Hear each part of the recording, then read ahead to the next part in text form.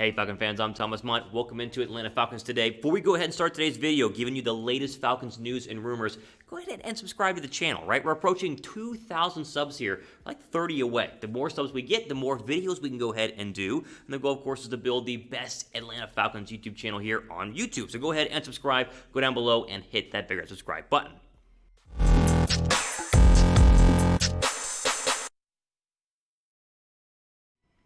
All right, let's jump into the latest Atlanta Falcons news and rumors, starting with Kerryon Johnson. Yes, you might recognize the former Lion running back, and I say former Lion running back, being recently former Lion running back, who now is going to be approaching NFL free agency. Yes, the Lions officially waived running back Kerryon Johnson, as of course they have plenty of other good running backs on their roster, including former Georgia running back DeAndre Swift and plenty of other guys. And so they said, you know what, done with Kerryon Johnson, we're going to waive him, meaning he will hit the waiver wire before he goes ahead and hits NFL free agency. And of course, how the waiver wire works in terms of NFL draft order. So 3 teams ahead of the Falcons who can put in a waiver claim for Kerryon Johnson, and then of course no one does. You can go ahead and sign him to whatever kind of contract you want to sign him, and I think Atlanta should be very much interested in the 2018 second-round draft pick who dealt with some injuries back in 2019, but played all 16 games in 2020, despite not having the best of overall stats. Atlanta needs running backs. They need a running back right now. We'll talk more about that in a second, but first, again, Kerryon Johnson is a guy who, 1, is very young, a 2018 draft pick. He's only been in the league for just a couple of years.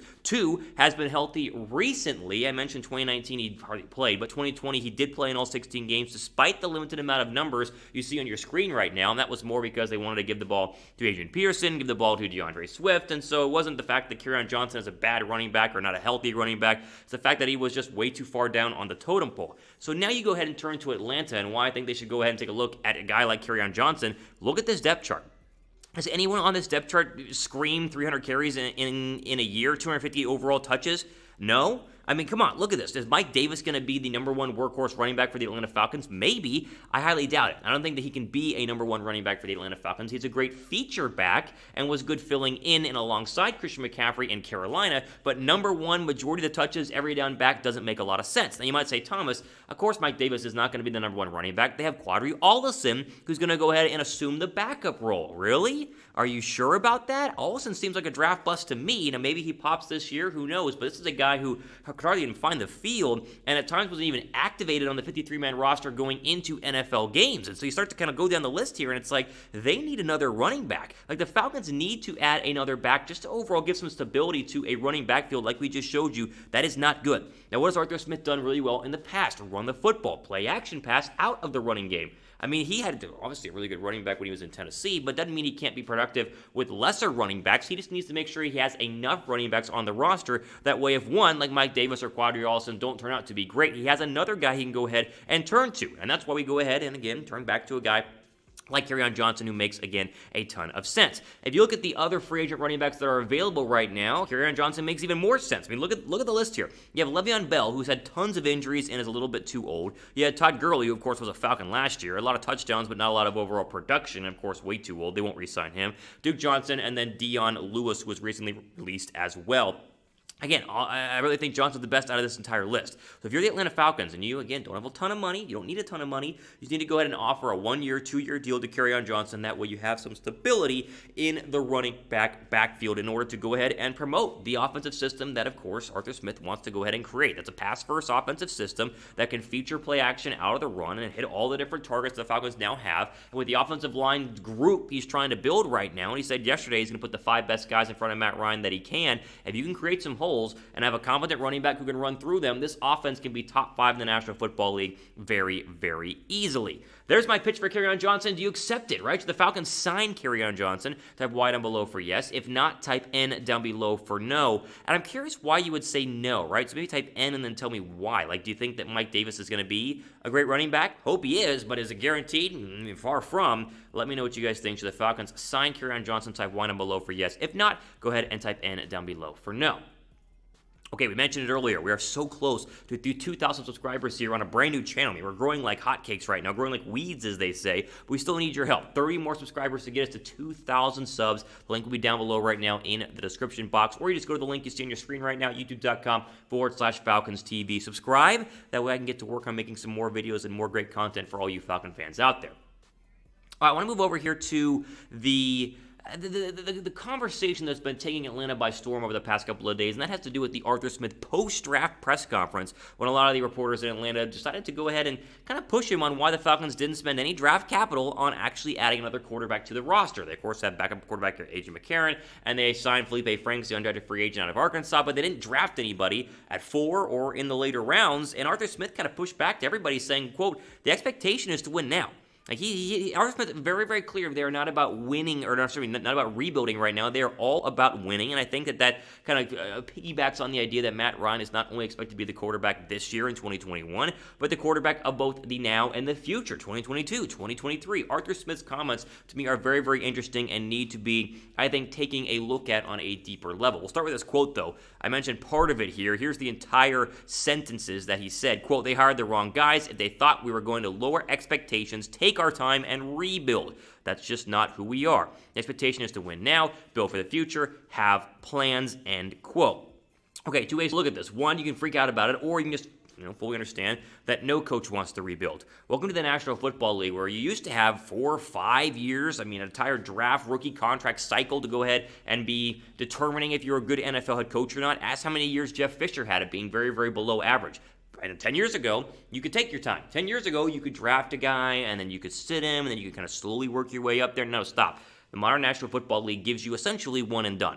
And when I say one and done, I mean you got to have one promising year, not a winning year, one promising year, and then you immediately need to go ahead and start producing. Just watch. Look at the new batch of head coaches in the National Football League right now. You think that you're going to sit here and Urban Meyer is going to get 5 years if he struggles in Jacksonville? No, he'll get 1 year to go ahead and prove that he has a competent plan going forward, and then he'll be expected to win in 2022. The same will go for Arthur Smith. He has to have a very competent year. He has to win more than, 6 or 7 games and prove that his football team is heading in the right direction, and then next year they got to win. And Arthur Smith understands that. So does every single other head coach in the National Football League. They are going to focus in on winning right now while still making smart decisions. I'm not saying that not getting a quarterback was a bad decision, but making smart decisions. And that all centers around, of course, quarterback Matt Ryan, who everyone in Atlanta is expecting not only to be here in 2021, but hopefully going forward into the future. And I think that there's a very safe security and knowing that if Matt Ryan were to struggle this year, they can easily draft a quarterback next year, and that'll kind of push the rebuild back a little bit further and allow Falcon fans to find out their quarterback of the future overall. But I do agree with Arthur Smith that it is win now. Doesn't mean win the division now. It doesn't mean win 13 games now. It just means win right now. It means winning 9 games, right? Win 9 games. No matter what happens in terms of making the postseason or not, you win 9 games, and most Falcon fans, they're not going to be happy, but they will at least give you another shot going into 2022. And honestly, when you're trying to make some money and keep a contract and keep being the NFL head coach that you want to be, that is all you can possibly ask for. Okay, how many wins will the Falcons have next season? What do you guys think? I'm thinking 8, 9, 10 frame is kind of the area I'm sitting at right here. No less than 6. If you put the over-under at 6, give me the over every single day of the week. But I want to know what you guys think. How many wins the Falcons fans will go ahead and have next year?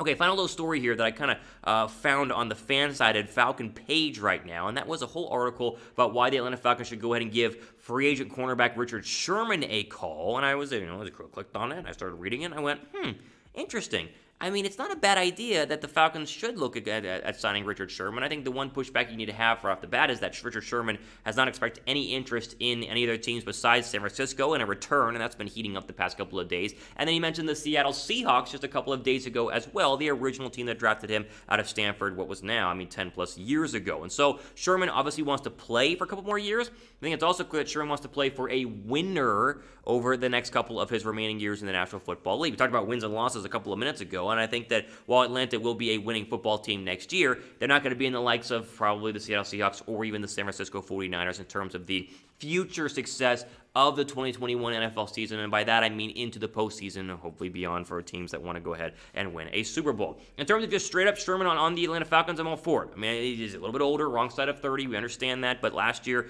when he was healthy, and 2 years ago when he was healthy, very, very successful in the 49er defense and could really come in as a mentor to all the young cornerbacks currently in the Falcons depth chart. Clearly, Atlanta feels very, very good about their current cornerback situation by not spending a high draft pick on a cornerback. We all like A.J. Terrell in the ATL. I think the word is still kind of mixed on Kendall Sheffield and Isaiah Oliver. Sheffield had a lot better second half of the 2020 NFL season than I think Oliver did, and so I think the hope right now in Falcon land is that they're going to get a great year out of Terrell and then a really good year out of Kendall Sheffield and or Isaiah Oliver. But if you could put Sherman into the mix there and let Sherman at least mentor these young guys, I would 100% be all for it. But again, the reason why this is the last story in today's show is because the odds of it happening are very, very slim. Because I think Sherman is probably days away from re-signing with San Francisco or going back home to the Seattle Seahawks.